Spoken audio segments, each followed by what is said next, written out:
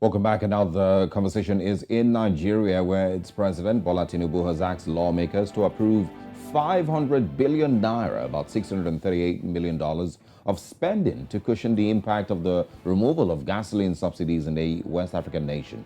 According to the letter read on the floor of the House of Representatives by Speaker Tajudeen Abbas, President Tinubu said the money will be sourced from a supplementary budget of 819.5 billion naira approved earlier by lawmakers.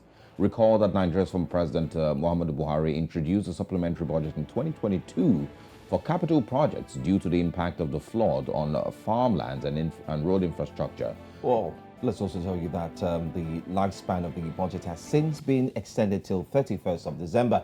President Tinubu had announced the removal of fuel subsidy during his inauguration day speech, a decision that saw the price of petrol jump threefold across the country. Now, while the administration has been commended for taking swift action on petroleum subsidy, there are still concerns about the impact of the removal and its effect on almost every sector of the country's economy and households. This morning on our top story here on Breakfast Central, we are being joined by Jide Ologun, a lawyer and development advocate. Thank you so much for being here, sir. Thank you. It's my pleasure to be with you. All right, so I'm just going to go straight with my questions will come directly from the reactions of Nigerians. I don't want to waste any further time trying to bring about the things we've read, the things I've read, the things I've thought about. So I'm just going to go straight because we're all Nigerians and we're all Africans. So first question I'd like you to look into, being a development and advocate, is this the only way, or is this the best decision that the president is left with in cushioning the effect and impact of fuel subsidy? Because that's a question everyone is asking. Must you? Shouldn't you have? Is this the only way? You know, there are many options, and the wise already advise that you look into precedents when you are embarking on a campaign or an action, like we say in public relations. For instance, we've had situations in the past where the government transferred or gave out cash to citizens that did not reflect a meaningful impact. And when you look at the state of inflation in this country now, and the fact that we have about 133 million Nigerians within the multifaceted poverty bracket, the transferring cash to households or the vulnerable may not help. I think right now, the government should focus more on the fact that, okay, Nigerians have adjusted to this. How do we deal with the fundamental problems we have?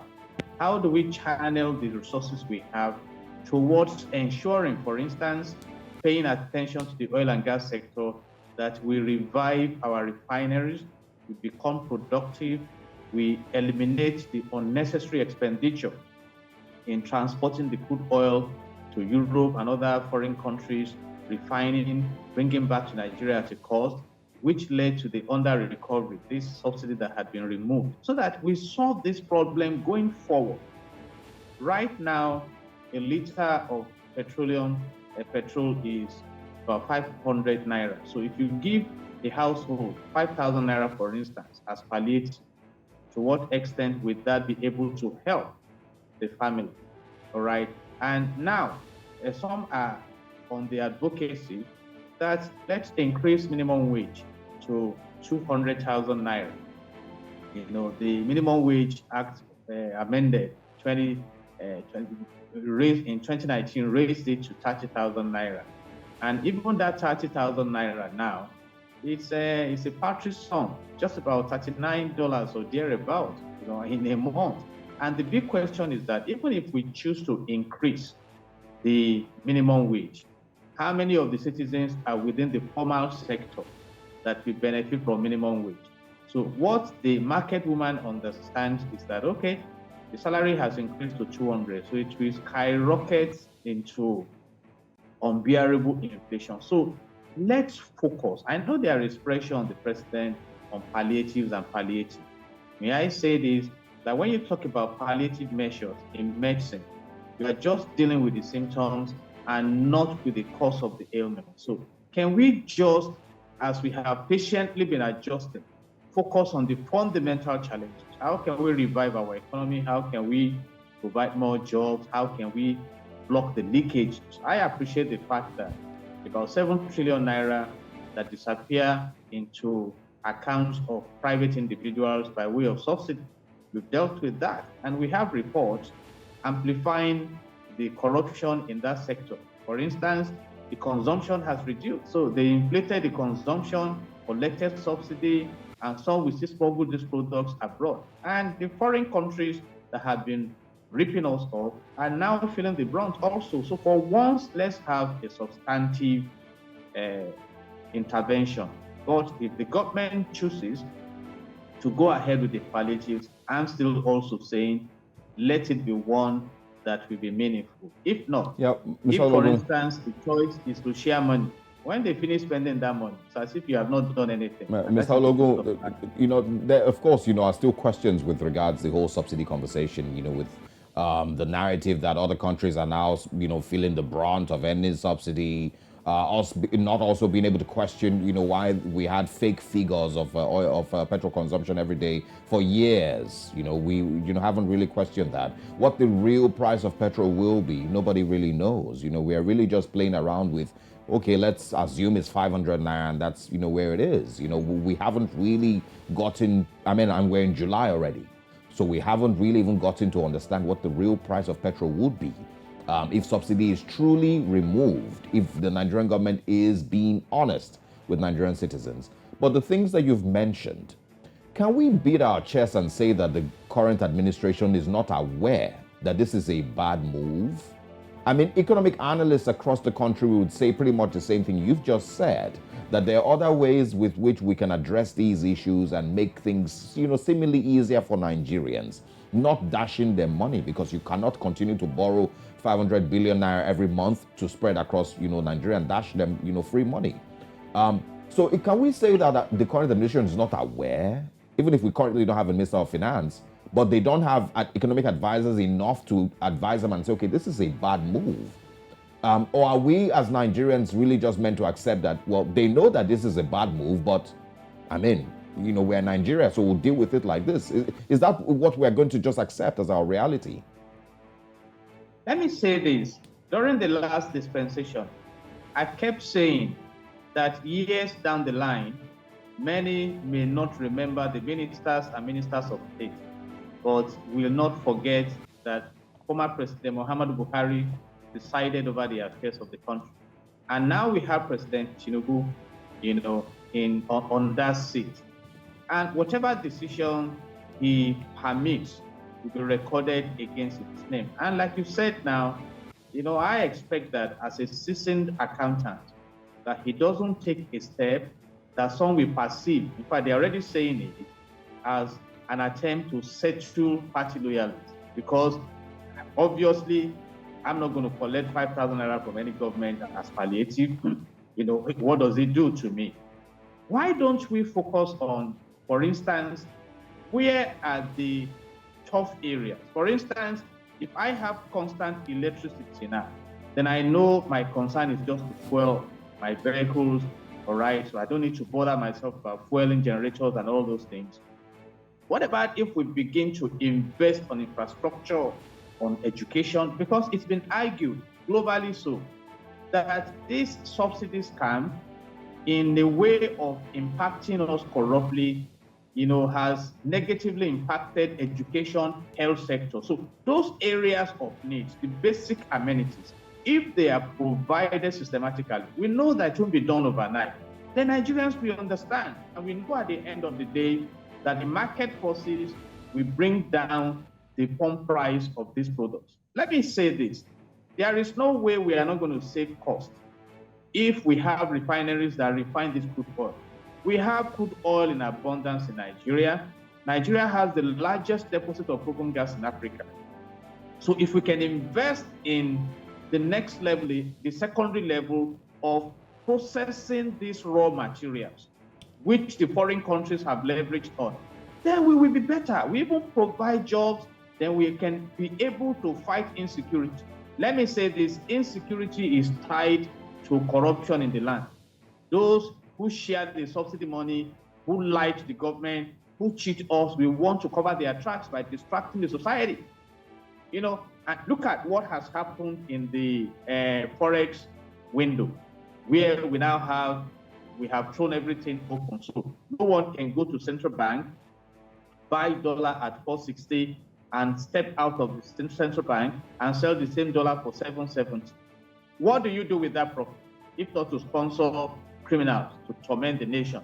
So these are issues. So we expect that the president, as a seasoned accountant, will look at fiscal measures, monetary measures, social impact measures, and be able to deliver on what is effective. I just said it now. I will not appreciate the government giving me 5,000 naira. I don't need it. Let me cope with the toughness of this time, but I will appreciate constant electricity, which I will pay for, by the way. I will appreciate good roads. I will appreciate, good education for children in my community. I will appreciate good health sector. We have the National Health Insurance Authority. We have various schemes in this nation that have not been delivering effectively to the citizens. And when you focus on this, there won't be need for palliative. I just said it now. Palliative medically means dealing with the symptoms and not with the cause of the ailment. Okay.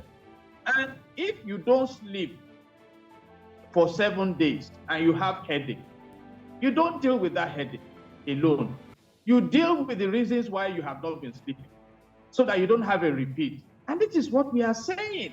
People have been stealing. Now we are discovering how some people have gone to breach the pipelines of NNPC. We have discovered those who are stealing our crude oil. We just set one on fire recently, So when you block all this and let everybody know that this country must develop, then we'll not be talking about palliative. We'll not be talking about, okay, now, I said it that Nigeria has the largest deposit of proven gas in Africa, which is the truth. But how much of this gas have we flared in years past? I read a report that really, really made me sober, that Nigeria has flared enough gas to provide electricity for 800 million citizens. Yeah. So can we maximize these resources? We have the gold deposit in Zamfara. And let me ask a simple question. If, for instance, we sail through with the Mambila power project and we have constant electricity in Nigeria, it will bring investors in. We have foreign direct investors. It will make the home life easy. Come back from work. I don't need to put the generator, the carbon monoxide and everything. Small and medium small businesses will also benefit. Thrive as well. I prefer substantive intervention to. I don't need any palliative. Okay, Mr. Logo. Yes, I mean, we've heard your point. What you've done here as well is to proffer solutions, like you said. And let's not look at palliative. Using the medical language, it's not actually curing the major problem. But as it stands, Nigerians need answers. They need quick solution. They can no longer hold. Holding the fourth weight is like it's a drama. It's problem. It's challenging. But I'm also worried, and I would like you to take on this question. The supplementary budget that was approved 3 days before President Muhammadu Buhari left office, costing about 819 billion naira. Its original intention was to be used to cushion the effects of flooding, not forgetting to also complete capital projects and the likes. But we want to borrow from that same money. So what the money was intended to be used for, it has not been used for that. And yet we want to borrow from there. The floods are just around the corner. We've seen countries like Cameroon, Abuja, just to mention. What's going to happen again when we finish, that money, borrow from there? Aren't we putting ourselves in a very precarious situation once more? That is what I mean by substantive approach. Even that supplementary budget will have to be funded. Let's touch on that. And right now, what percentage of our revenue do we push into servicing debt? The indebtedness of Nigeria was located at about 77 trillion or thereabout recently. And so And that's an absolute concern you have prompted here. And so how are we going? And again, please let me amplify the meaning of palliative. Palliative means, for instance, there is no farm in this community, people are hungry. So just give them 10 naira to go and eat.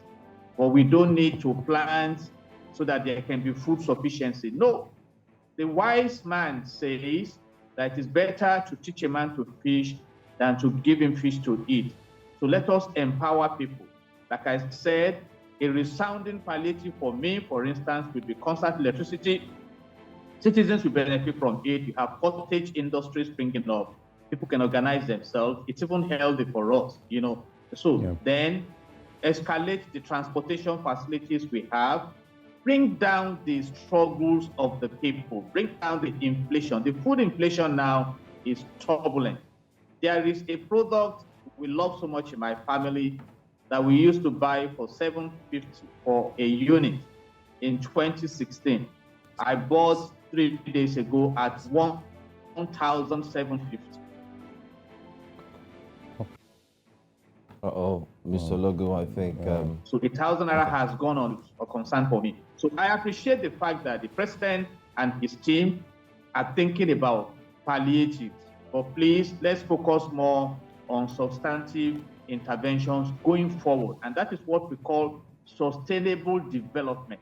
Sustainable development, so that going into the future, you can claim to now be rubbing shoulders with the developed countries of this world. And I say that Nigeria has the largest deposit of blessings in Africa. I agree with that. The total population of Africa is about 1.5 billion. And this Africa, out of the 8 billion in the world, has 40% of resources of the world. So Africa has no business with poverty. And these are my positions. So I appreciate the president. We agree with you. But think through, please. Yeah, it's just really, it's so much to unpack and to discuss. You know, thank you very much for joining us this morning. We hope that the current administration makes the best decisions for Nigerians. You know, I would always say that it would be really breaking if we continue with, you know, the same procedures and the same policies and the same, you know, way of governance, the way we're just coming from. We'll be speaking with you again. Thank you for your time once again. Thank you. God bless Africa. God bless Nigeria.